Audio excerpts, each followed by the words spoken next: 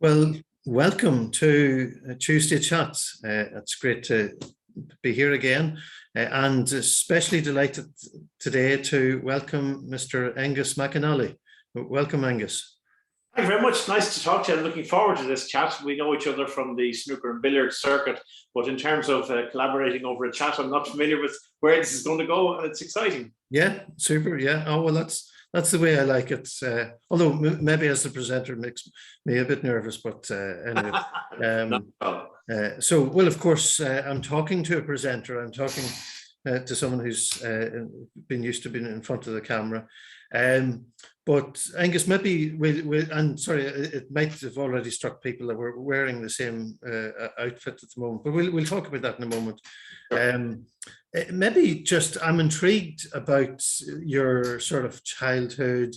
You're the son of actors, and so growing up in that setting, at one level I feel like asking, what was it like being the son of actors and maybe being in the limelight? But I'm figuring, well, you knew nothing different. And so any reflections on your childhood?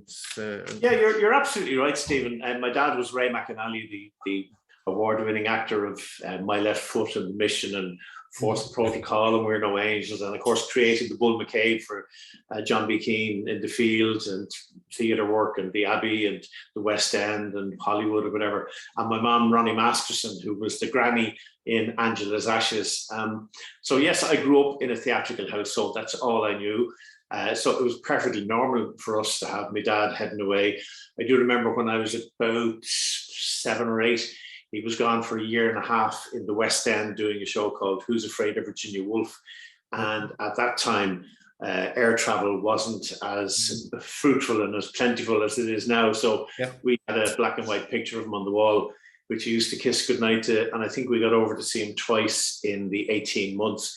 But on the plus side, there were always presents when he arrived home from films and TV shows abroad, and we were getting exotic presents like white chocolate, Nestle's white chocolate, which you couldn't get in Ireland at the time. But when he would be in London or Leeds or Manchester or away in Europe doing movies, he'd bring stuff like that back. And I remember getting Spangles, which you couldn't get in Ireland at the time. So, but it was perfectly normal to us. Although my dad was a bit eccentric, and I do remember we had a neighbour on Gracefield Road in Artane where I grew up for the first 12 years of my life, who was a very methodical man, who was a man of routine, who worked down on the docks in one of the big petrol companies, and he would be at work at 8:27 every morning, and he would wash his car on a Saturday morning, and the children would come in for dinner at 6 o'clock. And he woke up one morning and went for a pee, and I saw my dad out cutting the grass, and he went, merciful hour, I've missed work. Threw his clothes on, didn't say anything to the wife or children, and drove down to the docks. And the night watchman, it was the middle of summer, said, good morning, Mr. Jones.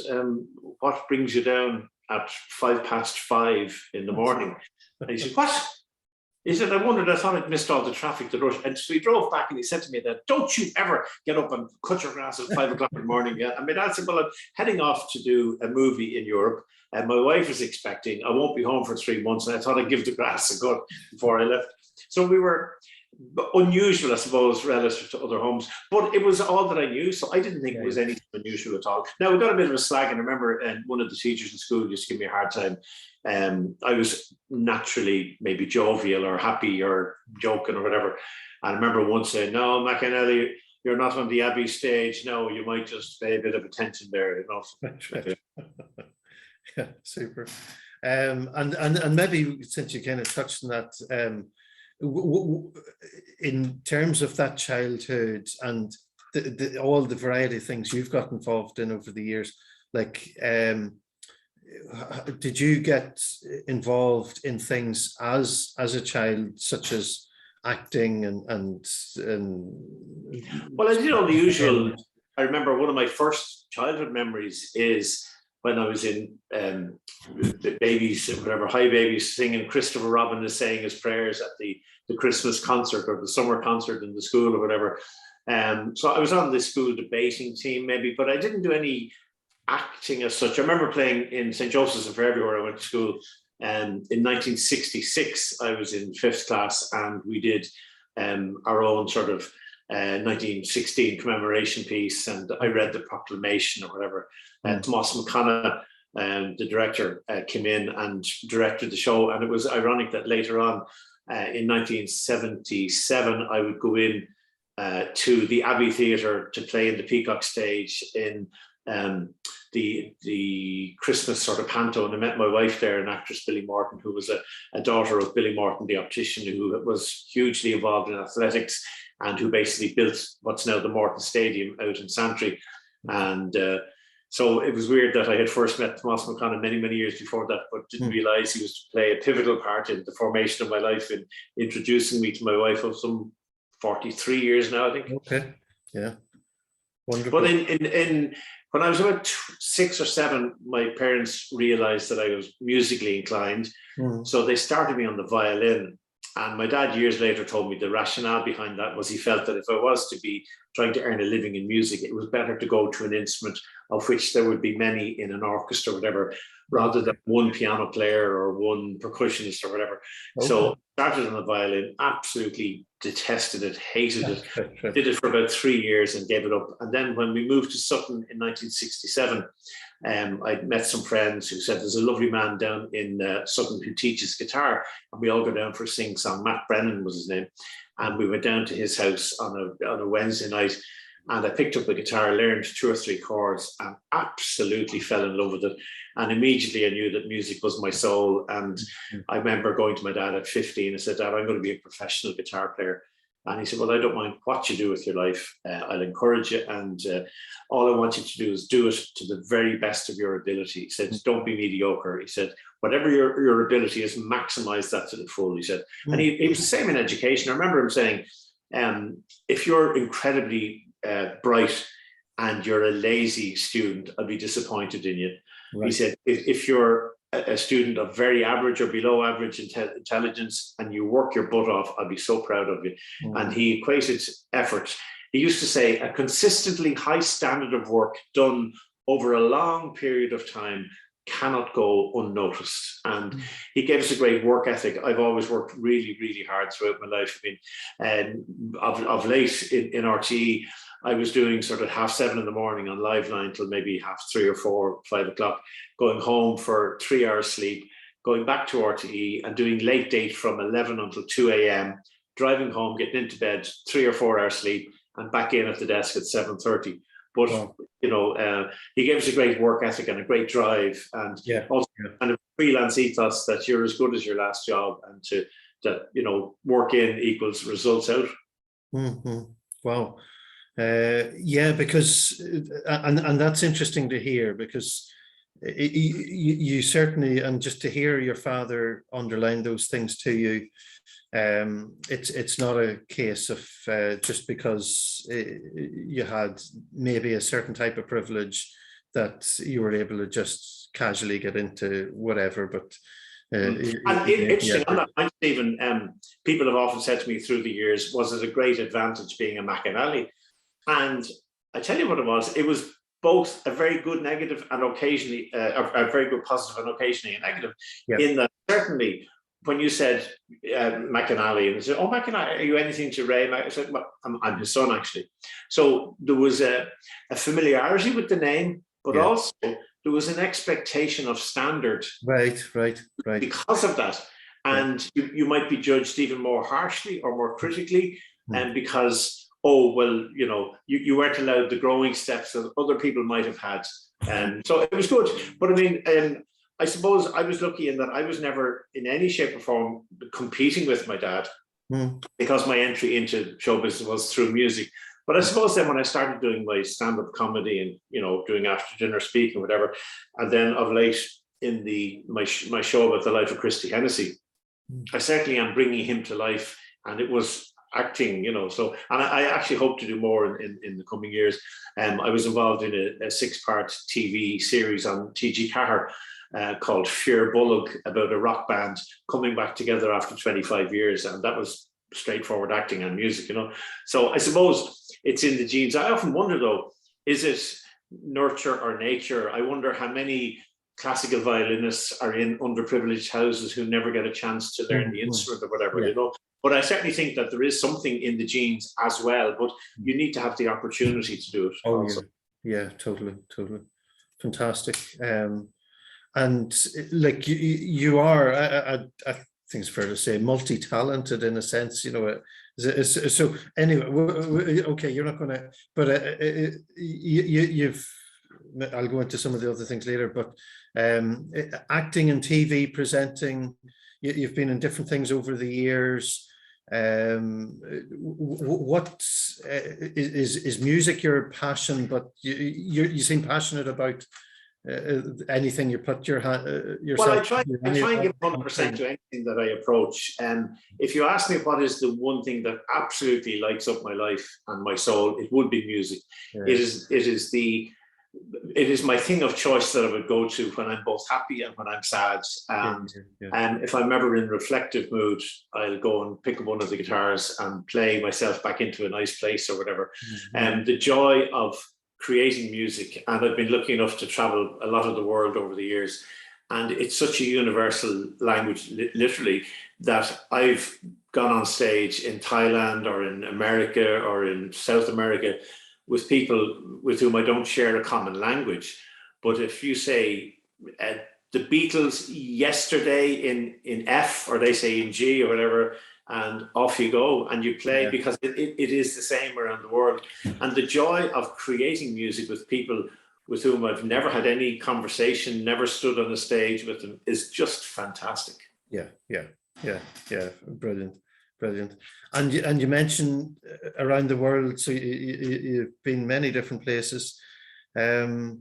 Any favorite place that you enjoyed being? Well, one of the trips I enjoyed most was about 10 years ago, I think. I escorted 25 or 30 Irish people for Colester Travel, Sean Skeen, a wonderful friend of mine for 40 odd years now. And he had a trip to South America, and we went to Argentina, Bolivia, Chile, and Peru. And we were kind of three days in each place. So we would fly in, we would have a game of golf one day, we would do sightseeing the next day, and we would have a leisure day the third day, and then we'd fly off the next day. And to get to see Buenos Aires and to go and see Eva Perón's grave and to go to Machu Picchu and Cusco and all of that, and to see those different civilizations, it was just fantastic. So, and then I ended up playing a bit of music up in one of the buses heading up to Machu Picchu, and one of the guys on the panpipes, and we ended up doing a bit of music. So it's just wonderful. So I've been lucky enough I've enjoyed plenty of travel, and I've been to America. I was just back from America last week for 10 days down in Orlando, playing a bit of golf and hanging out with some friends, and it was just wonderful, you know. But I liked it. My wife, who would go with me on a lot of the trips, we try and do things together and separately. I mean, I don't see any reason why I should drag her around guitar shops or magic shops, and she doesn't see any reason why she should drag me around cathedrals and museums. If we, you know, so what we do is we go and we say, okay, on Tuesday, let's both go and we look at such a place and a museum or an art gallery, whatever. And then in the afternoon, you go to, I don't know, the wine factory, whatever. I'll go to the guitar shop and I'll see you at 6 o'clock, and it works perfectly. I'm a great believer in being with somebody and not owning them, you know, so I don't believe that everything has to be done in unison at all times. Yeah, fantastic. Yeah. And I suppose when you mention your wife, so you have a wife and you have a family, do you want to just... Yeah, Billy, my wife, met her in the Abbey Theatre in 1977. We got married in 1979. Still together, thanks be to God. A great woman who stood by me through thick and thin, and two lovely sons, Aonghus, Owen, and Andrew, and they both have two children each. So while I wasn't standing here waiting to be a grandparent, the moment that the first one came along, it just utterly changed my life, and it's just the greatest joy. And I keep saying to people, until you have stood and held the child of your child, you have no idea what real love is. Right. Yeah. Fantastic. Wonderful. So now, how did you? I'll just refer to us. We're in the same outfit here. We're referees. Billiards Ireland here. Billiards Ireland. Yeah. There's the old. There it is. Right. Oh, well, my logo's here somewhere else too. So. Yeah. And but you're known for being involved with billiards, which I guess people these days, I would suggest people aren't so familiar with, or maybe generally. So do you want to tell us how you got involved? Well, it started for me when I was 13. I was in St. Joseph's in Fairview, and because we were living in Sutton, there wasn't an opportunity to go home. So I was in for an hour and a half or whatever at lunch hour. And a guy in the class said, do you know there's a little snooker hall called Terry Rogers just beside the school? I said, no idea even what that is. So we went down and we had a game at lunchtime, and I loved it. And I went home that night and I said to my dad, I said, Dad, do you know what I did today? I played snooker. And he looked at me in a very firm voice. He said, stay there. I thought, oh my God, what have I done wrong now? And he disappeared. And he came back down holding the cue that his father had given to him in Moville in Donegal. His dad was a billiard player and he was a billiard player. Wow. And he gave me the cue and he said, well, I'd like you to have this now. This was my cue, it was my dad's cue, and now it's your cue. Wow. And he said, I know you're talking about snooker there. I said, I must talk to you about billiards. It's a lovely game. So we started playing billiards, and in 1971, I think it was, I entered the under-16 boys billiards championships in Ireland. I also entered the snooker, and I got drawn into the semi-final of the snooker. There was only 4 people entered, so I won my semi-final. I got beaten in the final. And a week later in the post, I received what I presumed to be the draw for the billiards. And instead, what was in the envelope was my ticket to fly to Ackles and Pollock, a factory in Birmingham, to play for Ireland. I had won because nobody else had entered that year. So I am still the 1971 Irish boys billiards champion, unopposed. So I started playing billiards and I loved it, and started playing with my dad. And in fact, on my wall, I'm lucky enough to have a billiard room here now in the house. After my 2 boys moved out, we got Dermot Bannon in and we redesigned the house, and I have now a full-size proper table, and it's fantastic. And it gives me the greatest joy. I don't drink or smoke, and I don't go out all that much unless I'm working. So to be able to have friends in and play billiards is just exquisite joy for me. Right. But we played a match of 5,000 in billiards. He gave me 1,500 start. So we'd play for 2 hours or 3 hours at a time. We would then bring a measuring tape, measure the ball positions when we finished. Then he'd go off to England for 3 weeks to do a TV series. And when he'd come back, we'd come back to the club, put the balls back into position and continue on. And I'll never forget it. The final was played on a St. Stephen's Day.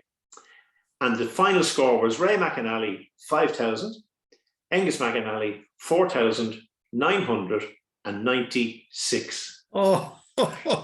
After several months, and it was just an amazing experience. And in fact, on the day he died, I managed to speak with him on the phone, and the final words that I ever had with my dad were, he was home from filming, and I didn't know that he was home, and I rang and said, are you home? Somebody told me to say, oh yeah, I'm down for a few days. And he said, have you got your cue? I said, I have. He said, well, give me a shout tomorrow and we'll have a game of snooker in the Piero in Bachelor's Walk. And those were literally the last words I spoke with him. So I've been involved in snooker and billiards. I started playing I did commentary then for the Irish Masters in Goffs for 25 years. And I remember, I remember it all. And your commentary, yeah. And I played many exhibitions against Jimmy White and Steve Davis. Ronnie O'Sullivan made a 147 against me. Wow. I scored 40 points in the first frame against him. I was delighted with myself. And then I broke off, and that was the last shot I had in the second frame. And then of recent years, then I was asked to get involved in SBI, which is Snooker Billiards Ireland. And I was delighted to do that. And then in the last year, I was asked by WBL, which is World Billiards Limited, to get involved. And as we speak now, I'm about to head off on Friday morning to Brussels, to Bruges, to be tournament director for the Belgian Open and the European Open, which will take 5 days. And I was recently involved in bringing the World Championship Billiards tournament to the Snooker Billiards Ireland Academy of Excellence in Carlow, which I was very proud of. A wonderful collaboration between Snooker Billiards Ireland, and the support I got was fantastic from them. And then very proud, though, to have the very best in the world in Ireland for over a week. And by all accounts, it was a great success. And the world champions, 8 times world champion now, Dave Cosier, comes and stays in the house here a couple of times a year, and we do 4 or 5 days of training camp or whatever, and he's just extraordinary. So I play golf as well, and I do a bit of magic, but that's my social life tied up then. But my passion is billiards. It's a beautiful game. It's a niche game. It will never have the popularity of snooker, unfortunately, but when it is played beautifully and at the top level, it's exquisite to watch when one is a player. One of the problems, I think, is that when it's played so well, very little happens in terms of movement of the ball, because the control that the players have, which is very, very difficult to do, but it means that very little appears to happen. And therefore, I think it would be not as interesting for a spectator to watch if they're not a player. So that's one of the issues. However, just because something doesn't have mass appeal does not mean that we shouldn't, try and fulfill our potential of it. Yeah, and I appreciated seeing the final in Carlow a month or two ago at the World Billiards, and you showing me in January. You give me in Killarney, we had a lovely little session, billiards lesson, which the particular skills and spin and involved in it, just I hadn't really appreciated it at all. So thank you. I suppose the thing that strikes me about you and just my bit of interaction with you in the past few months, and but then you're presenting as well. I did look up at a few old clips of well, not necessarily old, they go back over a long number of years. a few clips of you, and you seem to like people, or you get on. I do, absolutely. I mean, I think I'm interested in people. I'm actually interested in what they're saying and what they're thinking, and it's funny, as an observer, particularly say for comedy, I would often hear people say something or have a sense of how they moved or something, and it would inspire you to either a story or whatever. I know a lot of people in show business don't actually like the public, and I find that abhorrent. I think to me it's the equivalent of a bus driver not liking the traffic or whatever. Also the fact that a lot of people in show business don't really like people coming up for autographs or pictures or whatever. And to me, that is the very oxygen of the performer. If what you do impacts on people enough for them to want to say hello, to meet you, whatever. And the other thing that you have to remember is, I mean, in the 80s and 90s, when I was on the television every single week doing, say, Anything Goes or the Lyrics Board or whatever. So if you're in people's sitting rooms and kitchens on televisions every single day or every week or whatever, and they feel that they know you, and so when they see you live, it's a natural inclination to come up and say, oh, hello, or whatever, or to think that they know you, even if they've never met. But a really good lesson I learned once was, I used to do a sports program down in Mosney Holiday Centre. It was the school award, the Silverman Sports, I think it was, or it might be even the community games. But there were millions of 100-meter dashes from under 8, under 9, under 10, under 11, under 12. And my function was, at the end, one race behind, I would speak to the winner of the race before last, and then another race would happen, and then and I was about to go live, and this woman came up to me and said, I just want to thank you so much for being so nice to my son last year. So, thank you very much. And I said, as a matter of interest, what did I do, And she said, well, you were about to do an interview, and he came up and he asked you, would you like a crisp? And you said, oh, I'd love one, thanks. And you took the crisp and you ate it, and he asked you for your autograph, and you gave him your autograph.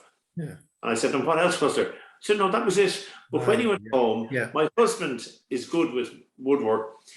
My son put the crisp packet and your autograph and a note the day that I met Aonghus McAnally into a frame, and it was on his bedroom wall. Right? Now, can you imagine if that child had said to me, would you like a crisp? I said, would you get out of my life? I'm in the middle of doing a live broadcast. How dare you be so rude?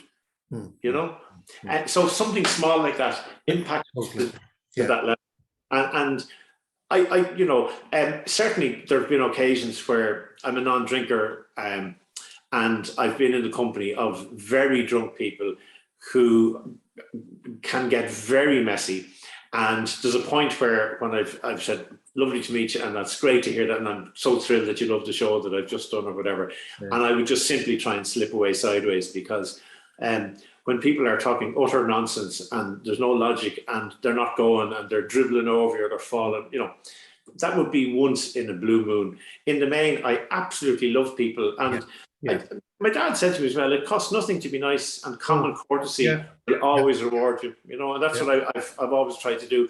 I remember when I was 15, that time when I went over to play in the billiards championships in England, I went up to Leeds. Dad was doing a show, and I sat in the control room and on the set for about 3 days and really got completely involved in the magic of a drama.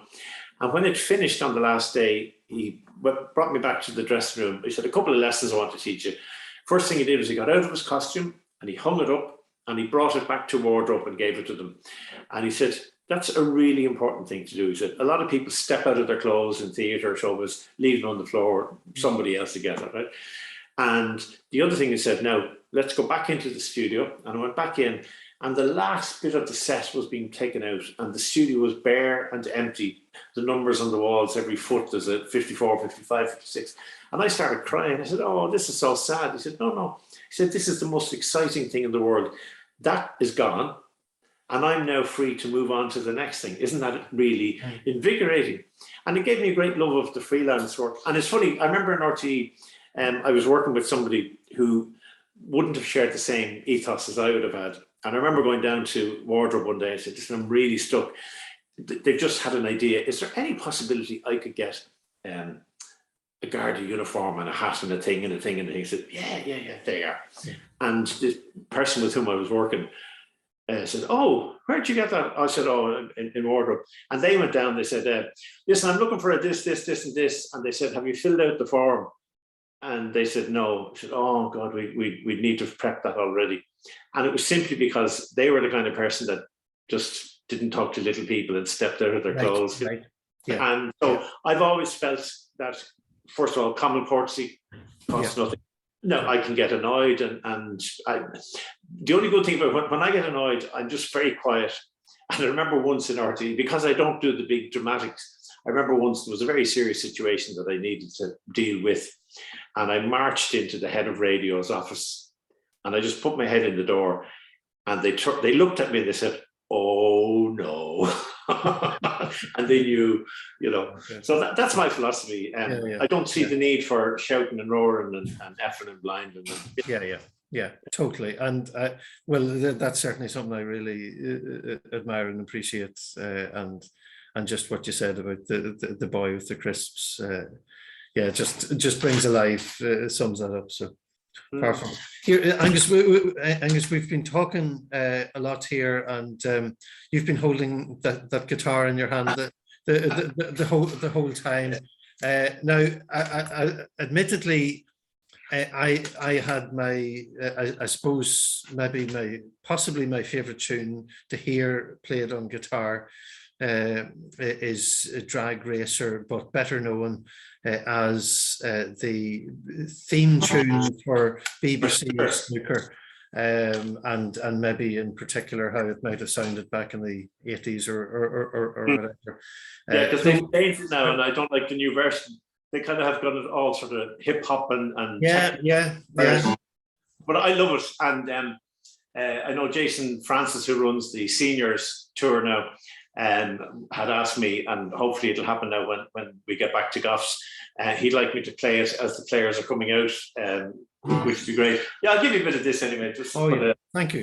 Hopefully I'll play it. Okay. Here we go. Wonderful.